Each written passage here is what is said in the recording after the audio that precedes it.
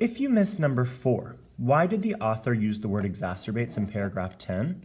I'm sorry, I should have circled paragraph 10, and then I'm reading to figure out why did the author use the word. Now, my lens is why, which we know is author's purpose. And so I'm going to think about what is that word doing in the passage. When I look at it, and I know what it means because you got number 3 correct, societal inequality makes this worse in communities in color.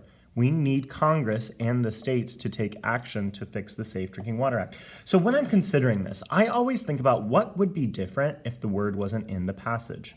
Societal inequality exacerbates this in communities of color. So if that word, if it doesn't make it worse in communities of color, what would there be more or less of? Now, when I'm writing an author's purpose question, I remember the formula, to verb plus reason. And here one of the key things is we need to use the word emphasize.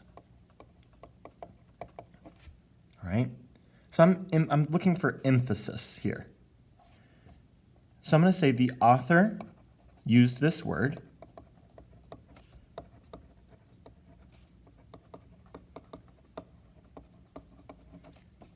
to emphasize. I'm thinking, okay, what does the word exacerbate?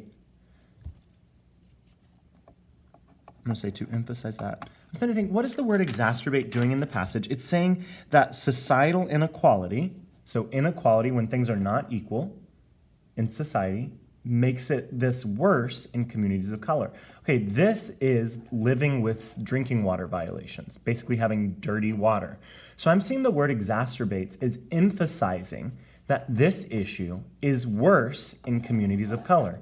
The word exacerbates emphasizes that communities of color are more likely to experience drinking water violations or drinking water. So my answer is again going to be the author used this word to emphasize that communities of color the drinking water problem is more likely to be worse in communities of color. It really emphasizes that communities of color have to deal with this in ways that other communities do not.